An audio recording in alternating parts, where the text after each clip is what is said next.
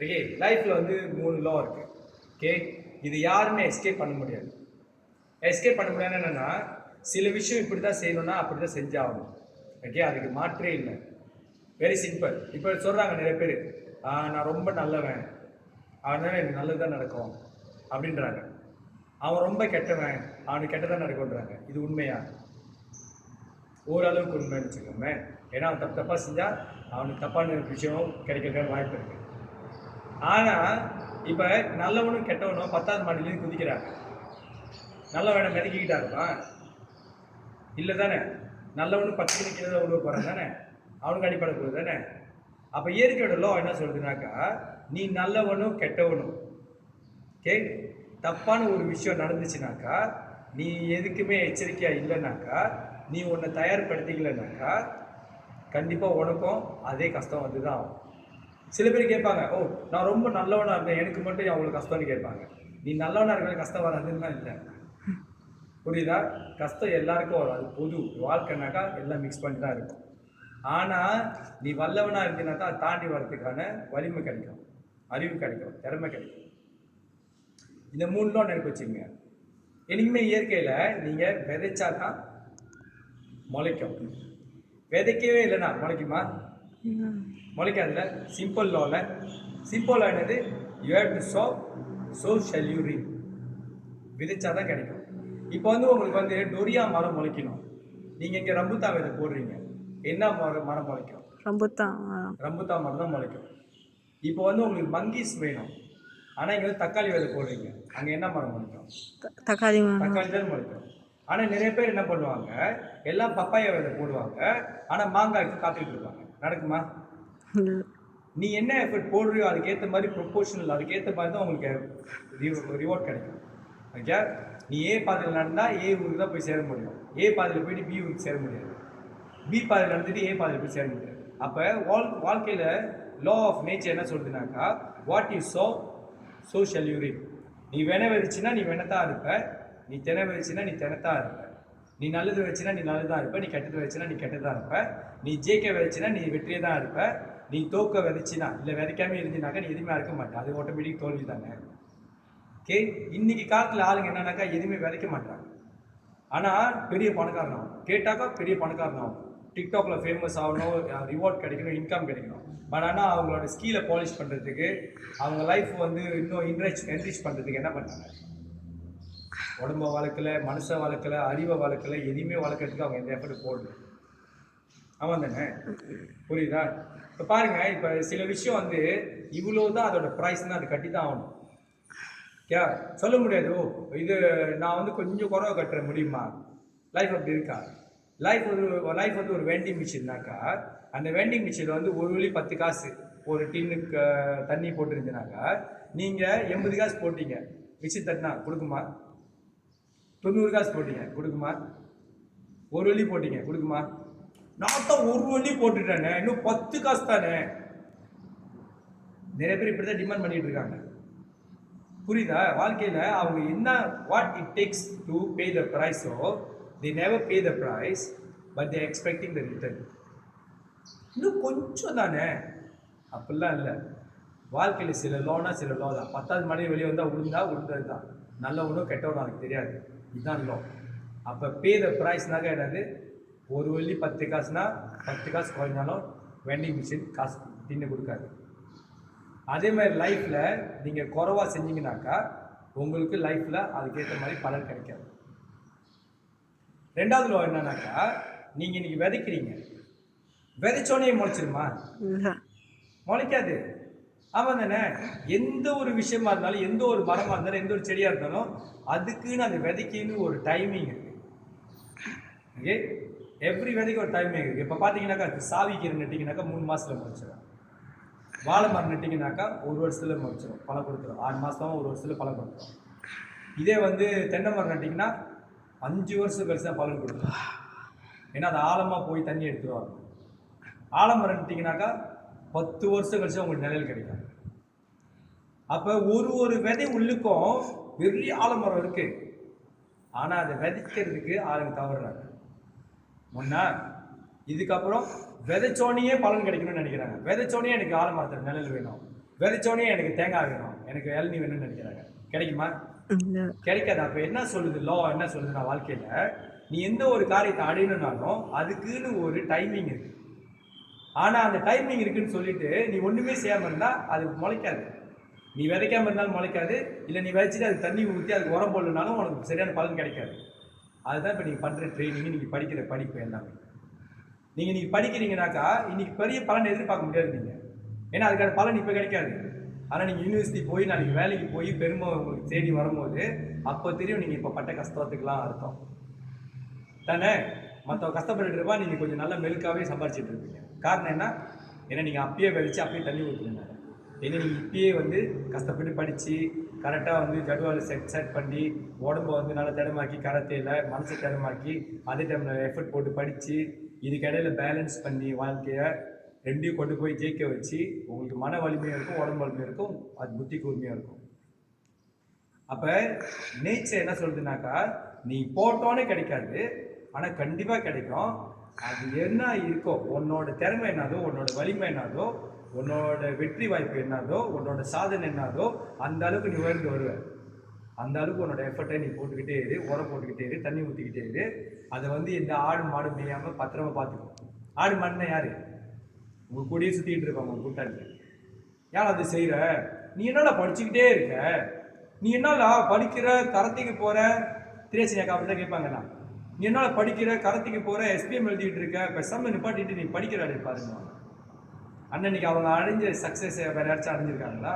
இல்லை. அவங்களோட பேர் புகழ் அடைஞ்சிருக்காங்களா? இல்லை. அவங்களோட சாட்டிஸ்ஃபேக்ஷன் யாராச்சும் அடைஞ்சிருக்காங்களா? இல்லை. அவங்களோட பெருமையை யாராச்சும் அடைஞ்சிருக்காங்களா?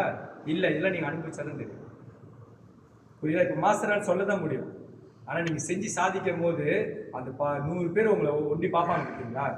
அப்போ நீங்கள் இப்படி கம்பீரமாக நடந்து போகும்போது அப்போ தான் உங்களுக்கு தெரியும் நான் என்ன சொல்கிறேன். புரியுதா? இதில் வந்து ஒரு பாட்டு எப்போதுமே மாஸ்டருக்கு பிடிச்ச ஒரு பாட்டு இருக்கு. என்ன பாட்டுனாக்கா, 10 திங்கள் சுமந்தாலே அவள் பெருமைப்பட வேண்டும், உன்னை பெற்றதனால் அவள் மற்றவராலே போற்றப்பட வேண்டும், கற்றவர் சபையில் நீ நடந்தால் உனக்கு மாலைகள் விழ வேண்டும், உன் கண்ணில் ஒரு துளி நீர் வந்தாலும் உலகம் மழ வேண்டும். அழகா இருக்குல்ல வரி? ஆமா தானே? நம்ம அம்மா அப்பாவுக்கு திருப்பி என்ன கொடுக்க போறோம்? எல்லாரும் மாதிரி படிச்சு சாதாரணமா இருக்க போறோமா, இல்லை யாரும் செய்யறதுக்கு பயப்படுற ஒரு விஷயத்தை செஞ்சு சாதிக்க போறோம்? அதே டைம்ல நம்ம இந்த பிறந்த இந்த உடம்பையும் இந்த அறிவையும் இந்த வலிமையையும் உண்மையாலே பாய்க்க போறோம். இப்போ நீங்க நினைச்சீங்கன்னா, இப்போ நீங்களாம் எக்ஸலண்டான ஸ்டூடெண்ட், ஓகே, 3 பேருமே எக்ஸலண்ட் ஸ்டூடெண்ட், 3 பேருமே ஏ கிளாஸ்ல இருக்கீங்க, நல்லா படிக்கிறீங்க. ஆனால் உங்களோட சேலஞ்சஸ் என்ன இருக்கும்? படிப்பை எப்படி பேலன்ஸ் பண்ணுறது தான் சேலஞ்சஸ் இருக்கும். நீங்கள் தான் செஞ்சு காட்டணும். யா மாஸ்டர் இது வரைக்கும் வந்த ஸ்டூடெண்ட் எக்ஸலன்ட் ஸ்டூடெண்ட்லாம் எக்ஸலண்டாக தான் இருக்காங்க. அதுதான் நீங்கள் பார்க்குற டாக்டர்ஸ் இருக்காங்க, அக்கௌண்டன்ட்ஸ் இருக்காங்க, லாயர்ஸ் இருக்காங்க, டீச்சர்ஸ் இருக்காங்க. இவங்க எல்லாம் எப்படி இப்படி ஆனாங்க கடத்தி பழகிட்டு, ஏன்னா டைம் டேபிள். ஓகே, அவங்ககிட்ட நான் இது பேசுகிறேன் தான். இல்லைன்னா ரொம்ப ஈஸியாக கேப் பண்ணிடுவீங்க. ஐயோ படிப்பு வச்சுட்டு பேலன்ஸ் பண்ண மூலமா கஷ்டமாக இருக்குமா? அப்படிலாம் ஒன்றுமே இல்லை. இன்றைக்கெலாம் வந்து மல்டி டாஸ்கிங். வேலைக்கு போய் கேட்டு பாருங்கள், ஒரு ஆள் வேலை 4 பேர் வேலையை ஒரு ஆள் செஞ்சுட்டு இருக்காங்க. அப்படி தான் உலகம் ஓடிட்டு இருக்கு. நீங்கள் வெறும் படிப்பை மட்டும் பார்த்துட்டு அந்த உலகத்துக்கு போனீங்கன்னா எப்படி இருக்கும்? ப்ரெஷர் மேலே ப்ரெஷராக தான் இருக்கும், டென்ஷனாக இருக்கும். இப்போயே ரிலாக்ஸாக எடுத்துங்க, இதெல்லாம் பெரிய ப்ரெஷர் இல்லை. வரீங்க, ஹேவிங் ஃபன், ட்ரைனிங், எக்ஸசைஸ் பண்ணுறீங்க, மெத்தபாலிசம் நல்லா ஹாயாக இருக்குது, நல்லா போகிறீங்க. புரியுதா? ஏன் இப்போ எஃபர்ட் போடணும்? ஏன் இப்படி கஷ்டப்படணும்? அது காரணம் இருக்குது. லா என்ன சொல்லுது? 3வது லா வந்து நீ விதைச்சா தான் முளைக்கும், நீ விதைக்கிறது தான் முளைக்கும், நீ விதைக்காதது முளைக்காது. 2வது லா, நீ விதைச்சதுக்கு அப்புறம் அது லேட்டாக தான் முளைக்கும். புரியுதா? அதோட ப்ரைஸ் என்னதோ அதை கட்டினா தான் முளைக்கும். அது அதோட டைமில் தான் முளைக்கும். நீ நினச்ச டைமுக்கு அதை இழுக்க முடியாது. இப்போ நீங்கள் ஒரு விதையை போட்டீங்க, எனக்கு 6 மாதத்தில் பப்பாயா வேணும் அப்படின்னு நீங்கள் டிமாண்ட் பண்ண முடியுமா? கிட்ட நான் தண்ணி ஊற்றும் போது எனக்கு 6 மாதத்தில் பப்பாயா கொடுத்துரு, ஒழுங்கா பிச்சிருவேன் சொல்ல முடியுமா? முடியாது தானே? அது பாட்டுக்கு நீ என்ன ஆனாலும் கத்திக்கும், நான் கொடுக்குற டைம் தான் கொடுப்பேன். அது மாதிரி பைசா இருக்குல்ல, அது மாதிரி தான் இயற்கையும். நீங்கள் எஃபர்ட் போட்டுக்கிட்டே இருக்கணும். சரியான எஃபர்ட் போட்டு நீங்கள் உங்களை சரி பண்ணிக்கிட்டே இருங்க. ஆனால் கண்டிப்பாக அதுக்கான பலன் கிடைக்கும். அவன் தானே முயற்சி தன்மை வருத்த கூலித்தரும். அவன் தானே தெய்வத்தால் ஆகாது, கடவுள்னாலே முடியாதுடா அப்படின்னு கடவுளே கை வச்சுட்டா கூட நீ கவலைப்படாத. உன்னோட முயற்சி, உன்னோட உடம்பை வருத்தி நீ செஞ்ச ஒரு உழைப்பு அதுக்கான நல்ல பலனை கொடுத்தே தீரும் அப்படின்னு சொல்லிட்டாங்க நம்ம ஞானிங்க. அவன் தானே எப்படி அப்படி சொல்லியிருப்பாங்க? ஏன்னா அவங்க தெரியுது, நீ போட்ட உழைப்பு, நீ ஊற்றின தண்ணி, நீ போட்ட உரம், நீ வச்ச நம்பிக்கை பலன் கொடுக்காம போகாது கண்டிப்பாக. மேபி அதில் பலம் வரல, ஆனால் அந்த மரத்தினால உனக்கு நிழல் கிடைச்சிருக்கு. மேபி அந்த மரத்தில் நிழல் கிடைக்கல, ஆனால் அந்த மரத்தினால உனக்கு ஒரு கட்டை கிடைச்சிருக்கும். ஆமாம் தானே? ஒருவேளை நெருப்பு எரிஞ்சிருக்கலாம், இல்லை ஒரு ஈட்டி செஞ்சுருக்கலாம், இல்லை உங்கள் வீட்டில் ஒரு ஊஞ்சல் செஞ்சுருக்கலாம். ஏதாச்சும் ஒரு பலன் இருக்குல்ல. இதை தான் அவன் சொல்லியிருக்கான், முயற்சி தன் மெய்வரத்தை கொடுப்பேன். கே மூணாவதுல என்ன சொல்லுதுனாக்கா, நீ விதைச்சதை விட நீ கூட தான் இருக்க. இதுதான் எனக்கு ரொம்ப பிடிச்சது. எப்படி அது சொல்லலாம்? இப்போ ஒரு ரம்புத்தா விதை போடுறீங்க, அந்த ஒரு ரம்புத்தா விதையிலேருந்து எவ்வளோ ரம்புத்தா வரதுக்கான வாய்ப்பு? ரொம்ப வரும். இன்ஃபைனைட் தானே, அதுக்கு அளவே இல்லை. ஏன்னா இந்த ஒரு விதை முளைக்கும், அதில் ஆயிரக்கணக்கான லட்சக்கணக்கான ரம்புத்தா வந்து காய்ச்சி விழுவோம். அந்த 1000 விதையிலேருந்து 1000 விதை விழுவோம். அதுலேருந்து இந்த 1000 மரம் வரதுக்கு வாய்ப்பு இருக்குது. அதில் இன்னும் மில்லியன் கணக்கான ரம்புத்தா வர வாய்ப்பு இருக்குது. அப்போ நீங்கள் ஒரு ஆள் உங்களை நீங்கள் சரி பண்ணி உயர்ந்த இடத்துக்கு கொண்டு போயிட்டீங்கன்னா உங்கள் செல்ஃபை நீங்கள் 1,00,000 பேரை வாழ வைக்கலாம். நீங்கள் 1,00,000 பேருக்கு எடுத்துக்காட்டாங்க. நீங்கள் 1,00,000 பேருக்கு ஒரு நம்பிக்கை நட்சத்திரமா. அதுதான் இந்த லோ சொல்லுது. ஆமாம் தானே? ஒரே ஒரு விதை தானே போட்டோம், அந்த ஒரு விதையை மட்டும் நம்ம தண்ணி ஊற்றி பத்திரமா பார்த்துக்கிட்டு இருந்தாங்க. படிப்பு, கராத்தே, உங்களோட திறமை, மியூசிக்கு, டான்ஸு, பரதம், செஸ்ஸு, அந்த ஒரு விதையை போட்டு கொண்டு வரீங்க. அது முளைச்சதுக்கு அப்புறம் பார்த்தீங்கன்னா உங்கள் லைஃபே மாறிடுச்சு, பல பேரோட லைஃப் மாறிடுச்சு. புரியுதா? அப்போ போட்டோன்னு கிடைக்காது, ஆனால் கிடைக்க ஆரம்பிச்சிச்சுன்னா என்ன ஆகும்? நிற்காது. ஆமாம் தானே? இப்போ பாருங்கள், இப்போ கராத்தேல ஜெயிச்சு நீங்கள் யூனிவர்சிட்டி போகிற டைமில் ஜெயிச்சு இருந்து சும்மா போனீங்கன்னாக்கா, இல்லை வக்கீல் மிலேஷானாக்கா 100% ஸ்காலர்ஷிப். 4 வருஷம் டிகிரி படிக்கிறேன், 4 வருஷம் எம்டி, ஜீரோ, காசு கட்டவே தேவை, ஃபுல் ஸ்காலர்ஷிப்.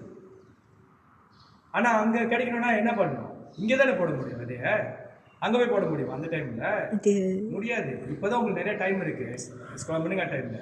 அப்போ ஃபார்ம் 1 ஃபார்ம் 5 வரைக்கும் போட்டுட்டிங்களா, கரெக்டாக ஃபார்ம் 5 முடியும் போது நேஷனல் போயிட்டீங்களா, யூனிவர்சிட்டி போடும்போது வாராசானே ரேட் காம்பளம் விரிச்சு, ரேட் காப்பீடு விரிச்சு, வா வா வா என் யூனிவர்சிட்டிக்கு வா. சண்டை போட்டுக்கிறானுங்க இன்றைக்கி திரியாசினி அக்காவுக்கு இன்றைக்கி எம்எம்யூ, அங்கே யூகேஎம் எல்லாம் சண்டை போட்டுக்கிறாங்க. இந்த யூனிவர்சிட்டி வா, அந்த யூனிவர்சிட்டி வா, அங்கே யூத்எம் யூனிவர்சிட்டி டெக்னாலஜி பிளாக் என்னோட யூனிவர்சிட்டிக்கு வா, அங்கே நீலா யூனிவர்சிட்டி என்னோட யூனிவர்சிட்டிக்கு வா. ஃபுல் ஸ்காலர்ஷிப் கொடுக்குறோம், டியூஷன் ஃபீஸ் வேவ் பண்ணுறோம், அதுக்கப்புறம் அவரோட இது ரெக்கமெண்டேஷன் வேவ் பண்ணுறோம், எக்ஸ்ட்ரா கொடுக்குறோம். அவன் பாட்டுக்கு கூப்பிட்டு இருக்கான். இந்த டிமாண்ட் வரதுக்கு என்ன காரணம்? ஃபார்ம் 3லேயே போட்ட எஃபர்ட். இத்தனைக்கும் அவங்க உங்கள் மாதிரி ஆரம்பிக்கல இவ்வளோ வெளியா. அவங்க ஃபார்ம் 3ல் தான் நான் அவங்களை பார்த்தேன். ஆக்சுவலி கோவிட்னால பார்த்து மீட் பண்ணேன். ஓகே, ஃபார்ம் 3ல் பார்த்து ஃபார்ம் 5க்குள்ளே இவ்வளோ பெரிய 2 நேஷனல் மெடல் எடுத்து, இன்டர்நேஷ்னல் மெடல் எடுத்து, அதே டைம் படிப்பையும் எக்ஸலண்டாக வச்சு, இப்போ நாங்கள் வந்து 8 டார்கெட் பண்ணிடுவோம். அவங்க எஸ்பிஎம்க்கு 8 டார்கெட் பண்ணுறாங்க, 8 சப்ஜெக்ட் தான் எடுக்கிறாங்க, 8 டார்கெட் பண்ணிருக்கோம். ஆனால் இப்போ எங்களுக்கு வந்து எம்எம்யூ கிடைக்கிறது 5 இருந்தால் போதும், கன்ஃபார்மாக 5 எடுத்துருவாங்க. அதே எங்களோட கான்ஃபிடன்ஸ். நேஷனல் மெடல் வச்சுக்கிட்டு 5 எடுத்துருவாங்க, ஃபுல் ஸ்காலர்ஷிப்பில் படிக்க போகிறாங்க, அப்பாவுக்கு காசு மிச்சம். இதில் பியூட்டி என்ன தெரியுமா? அவங்களுக்கு இன்னும் 2 சுக்மா இருக்குது, 2 வருஷத்துக்கு ஒரு சுக்மா. ஓகே, அப்போ இப்போ இந்த வருஷம் ரிசல்ட் வந்தோன்னு போட்டாங்கன்னா எம்எம்யூவில், அடுத்த வருஷம் தான் சுக்மா நடக்க போகுது. ஒரு சுக்மா 2 வருஷம் கவர் ஆயிடுச்சா, அப்போ 2 வருஷம் ஃபுல்லி கவர் யூனிவர்சிட்டி. அதுக்கப்புறம் அவங்களுக்கு 21 வயசு வரைக்கும் சான்ஸ் இருக்குது. அடுத்த வருஷம் திருப்பியும் சுக்மா ப்ராஜெக்ட் வந்துடுவாங்க. இந்த சுக்மால் மெடல் எடுத்தாங்கன்னா இன்னும் கூட்டு அவனே அலௌன்ஸ் கொடுப்பாங்க கைக்கு காசு. இது வந்து ஒரு வேஸ்ட் தான். மெடல் எடுத்தாக்கா அவன் வேறு காசு கொடுப்பான், எக்ஸ்ட்ரா டியூஷன் ஃபீஸு இல்லை அலௌன்ஸ் கொடுப்பான். இன்னும் அடுத்த 2 வருஷம் கவர், டிகிரி ஃபுல்லி கவர். சொன்னல, கிடைக்கும் போது எப்படி கிடைக்கும்? நீ வேணாம், எனக்கு வேணாம், எனக்கு பெருமை வேணாம், எனக்கு புகழ் வேணாம்னு சொன்னாலும் அள்ளி கொடுத்துக்கிட்டே இருப்பாங்க. சாதனையாளர்களோட வாழ்க்கை அப்படித்தானே இருக்கு. ஆமா தானே? நீ சாதிக்காம போய் பாரு, எல்லாரும் படிச்சிருக்கா, நீனு படிச்சிருக்க, பெருமை இருக்குமா? இதே எல்லாரும் படிச்சா, நீனு படிச்சிருக்க, திடீர்னு ஒரு கராத்தே மேடல போற, ஐயோ belajar pun bagus, karate pun dia wakil negara வாங்க. இப்போ மாஸ்டர் சொன்ன மாதிரி தானே, வித்தியாசமாக தெரியுவீங்க. உங்கள் நாட்டை பாட்ட பாவனை பேச்சு எல்லாமே வித்தியாசமாக இருக்கும். அதனால நீங்கள் போடுற எஃபர்ட் என்றைக்குமே வீண் போகாது. புரியுதா? அதனால இன்னைக்கு நீங்கள் ஒரு ஆளுன்னு பயப்படாதீங்க. ஏன்னா எல்லா விதையும் ஒன்றா தனியாக தான் இருந்துச்சு. ஆனால் அந்த ஒரு விதையிலேருந்து சரித்திரமே பார்த்துச்சு. நீங்கள் ஒரு ஆளும் ஒரு விதை கைதட்ட மாட்டீங்களா? Okay, all the best. Okay, எழுந்துருங்க.